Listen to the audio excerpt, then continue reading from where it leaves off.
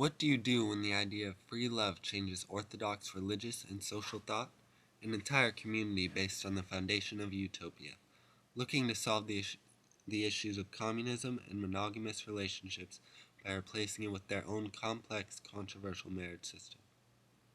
A system in which every man and woman were married to each other, encouraged to live and love freely, and most importantly, reproduce. This movement made man and woman equal, crushing the current gender beliefs outside its plantation limits. Could these beliefs have possibly pushed their way into current American society? The Oneida community in American history, tonight on 60 Minutes.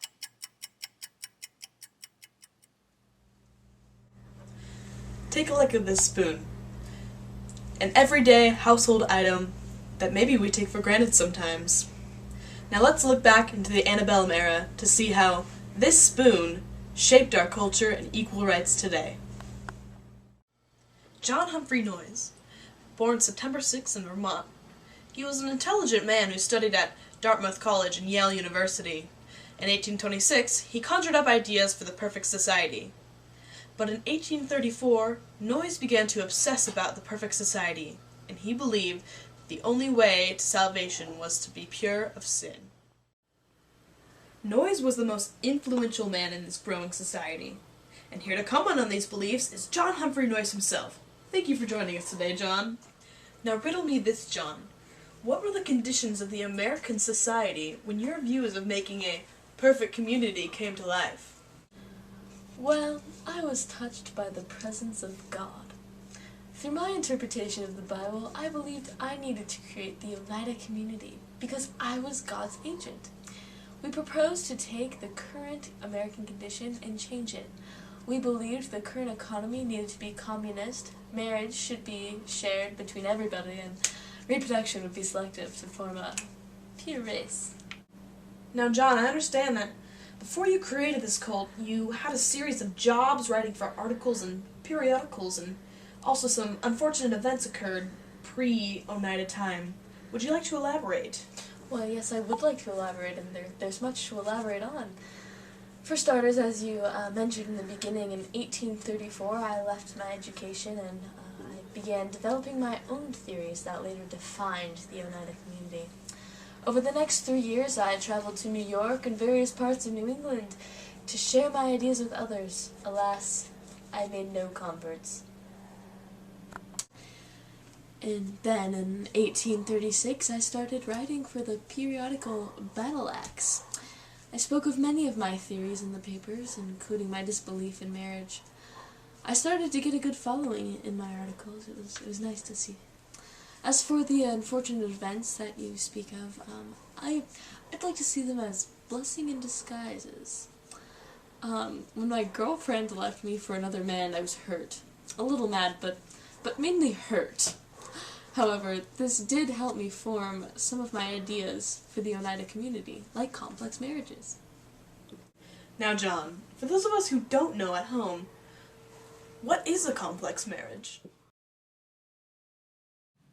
A system of complex marriage will open the prison doors to the victims both of marriage and celibacy, to the married who are oppressed by lust, tied to uncongenial natures separated from their nature mates, to the unmarried who are withered by neglect, diseased by unnatural abstinence, plugged into prostitution by desires that find no lawful outlet. And to elaborate more on the misfortunate events, another example is one of my good friends published a letter from me that was supposed to go to him to the newspaper containing materials about my said beliefs. I believed I was God's agent on this earth. The letter didn't become a disaster to my career as he had hoped, and I was able to move on towards my beliefs and theories.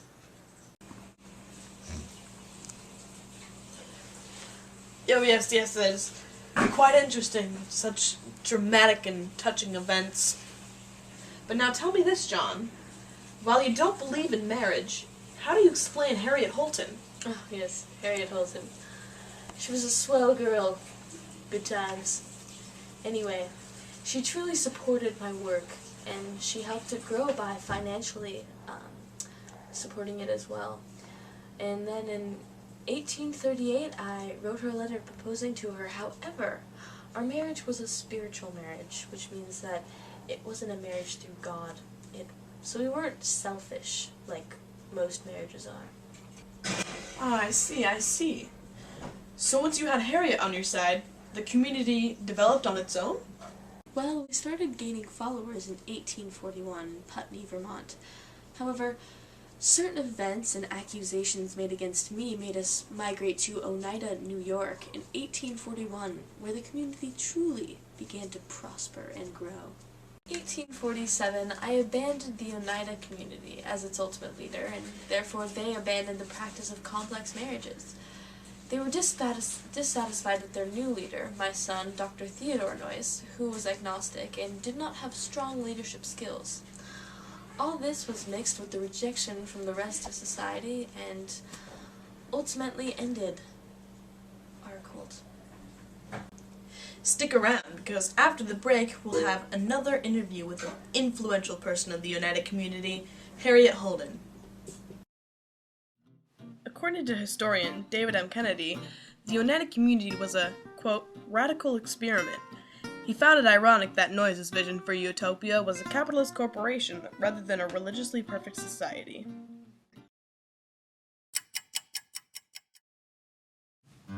Noyes' primary importance is as a brilliantly original social thinker and synthesizer.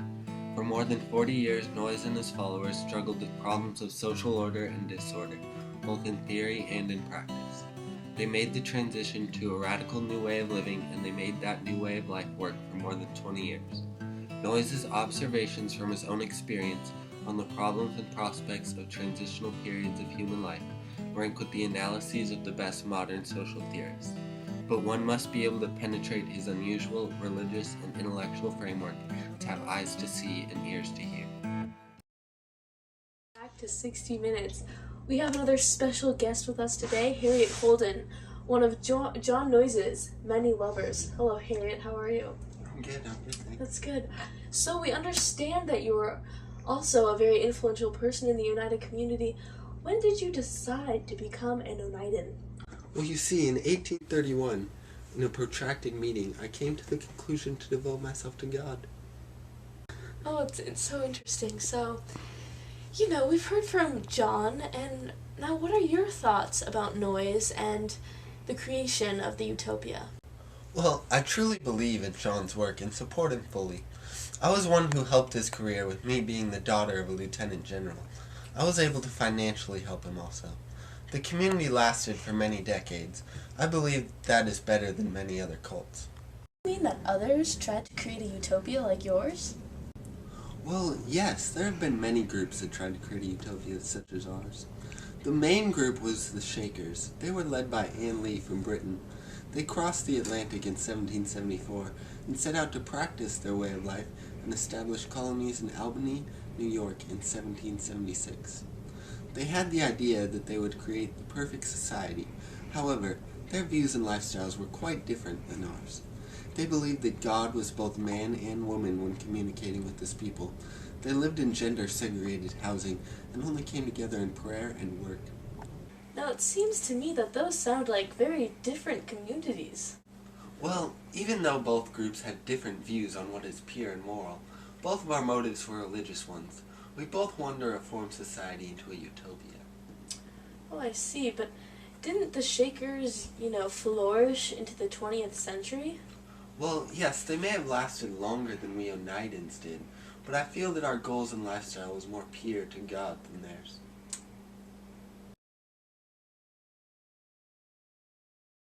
Here with us, we have Dr. Theodore Noyes, John Noyes' son. Now, Doctor, I know that you took over power when John left. How do you feel that you were the potential reason for the disbandment of the community? Well, to be quite frank with you, I do feel I had some responsibility. However, when you have one leader for such a long time, people are going to be resentful no matter who they are. Yes, I did have different views than them, and I was agnostic. But I think that the disbandment was inevitable due to the outside influence. See, that's all very interesting. So, could you elaborate on these outside sources? Yes, there were very many people against my father's community, and all throughout its existence. For starters, there was John Anthony Comstock and Professor John Mears. Comstock was a sponsor of the state law that forbade immoral works. He apparently saw our work as immoral. He was the creator of the New York Society for the Suppression of Vice. In 1833, he convinced Congress to pass a bill that forbade public talk of birth control. And because our community has such a unique way of dealing with unwanted pregnancies, we became a group that was seen as obscene and vicious. I was hurt. I'm sure we can all imagine how this disapproval would ultimately lead to the breakup of your community. Now, you mentioned a professor, John Mears. Would you like to elaborate on him? Actually, John Mears was a professor at Hamilton College, and he aimed his articles, speeches, sermons, etc. towards my father and his followers, and they disagreed with our practices. He was less famous than Comstock and definitely more influential. His speeches caused other religious groups to take action against our community and further demand more legal action to be taken against us. Speaking of legal actions, how did the people in the Oneida community affect the laws being made in the government? Well, for Comstock, as I mentioned earlier, his rants began in the 1870s, and in 1873 he got Congress to pass the Comstock Act, which was an act that made it illegal to send obscene pictures via post office. Now, this act was not made especially for our community, but our practice did fuel as evidence for why such events were considered immoral. As for Mears, he didn't directly have any laws made, but because of his protests, he did fuel others to reject us from the rest of society. And how did you or other members defend your community? We were a peaceful community. Therefore, we did not fight back with any of our opponents.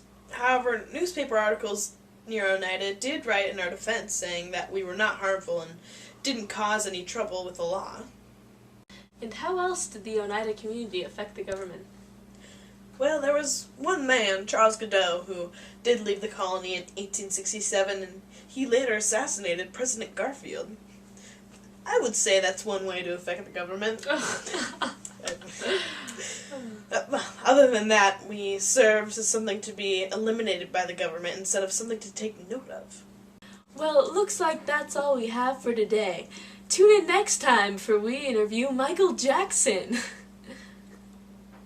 Oh, it looks like that has been canceled. Anyway, thanks and have a good night. Ultimately, in 1880, the Oneida community disbanded and became the Oneida Joint Stock Company, which successfully sells fine flatware and silverware. Looking back on this event, one can't help but think of a modern-day example that parallels the Oneida community. The Twin Oaks community in Virginia serves as one modern-day example. Taking place in 1967 and consisting of internationally 85 adults and 15 children, the community created a way of life to reflect their values on cooperation, sharing, nonviolence, equality, and ecology. Like the Oneida community, the Twin Oaks cult was economically self-supporting and quite prosperous. And although the Twin Oaks community did not come to a famous silverware company, they did make other selling products like sausages, hammocks, and tofu.